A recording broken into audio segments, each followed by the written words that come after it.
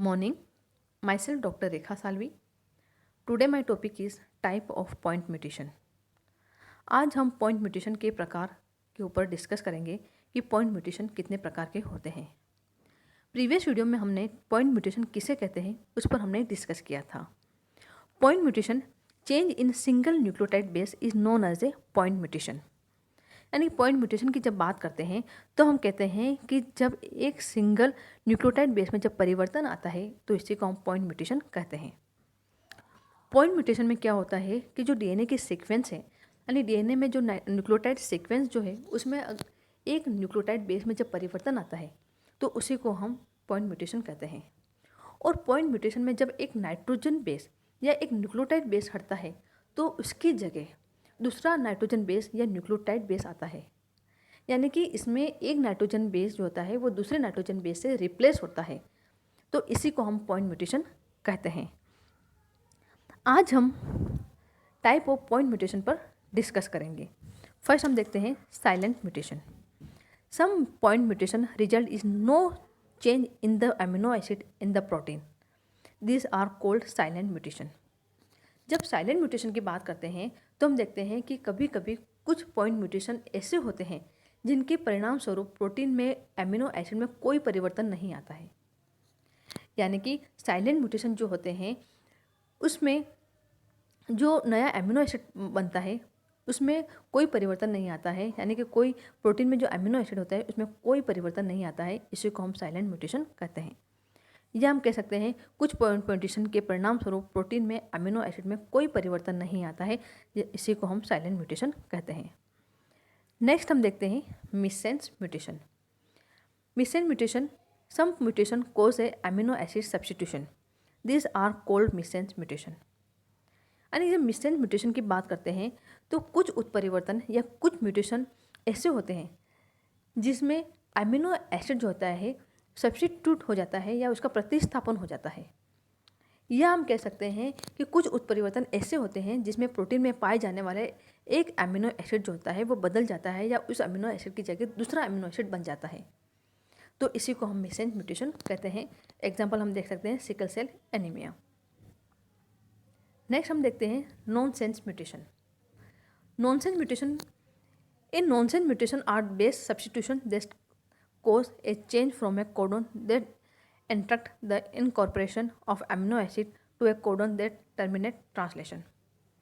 यानी कि जब हम इसकी नॉनसेंस म्यूटेशन की बात करते हैं तो नॉनसेंस म्यूटेशन में क्या होता है कि जब किसी कोडन में एक नाइट्रोजन बेस रिप्लेस हो रहा है दूसरे नाइट्रोजन बेस से, तो जो नया कोडन बनता है, या हम कह सकते हैं जब नॉनसेंस म्यूटेशन होता है तो जो नया कोडन बनता है वो स्टॉप कोडन बन जाता है।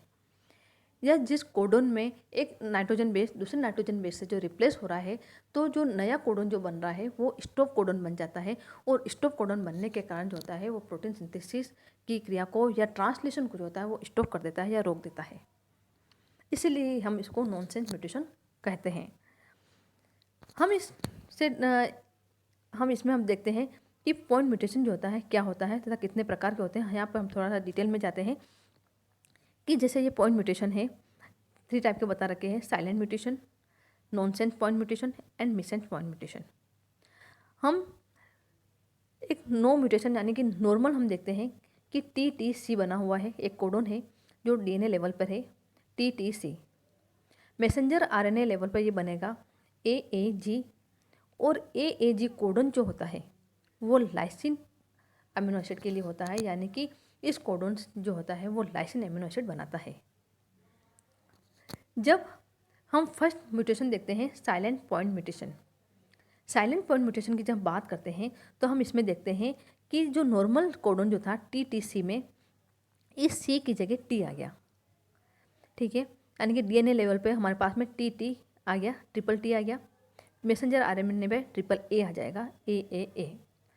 अब जो AA है वो भी लाइसिन अमीनो एसिड को ही कोड करता है, यानी कि इस साइलेंट म्यूटेशन में म्यूटेशन तो हो गया लेकिन जो अमीनो एसिड बना वो नॉर्मल कोडन से जो अमीनो एसिड बन रहा है उसी के समान हुआ, यानी कि इसमें म्यूटेशन भी हुआ और कोई फ़र्क भी नहीं पड़ा, तो क्योंकि बनने वाला अमीनो एसिड जो है वो लाइसिन ही था।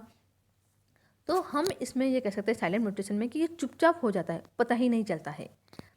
तो इस प्रकार का जो म्यूटेशन होता है, तो इसमें क्या होता है, जो अमीनो एसिड बना है वो सेम बनता है, और जिसके कारण इसमें कोई फ़र्क नहीं पड़ता है।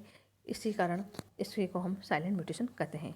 यानी कि साइलेंट म्यूटेशन में जो अमीनो एसिड बनता है वो सेम बनता है, तथा सेम बनता है, तथा इस प्रकार का जो म्यूटेशन होता है वो चुपचाप हो जाता है।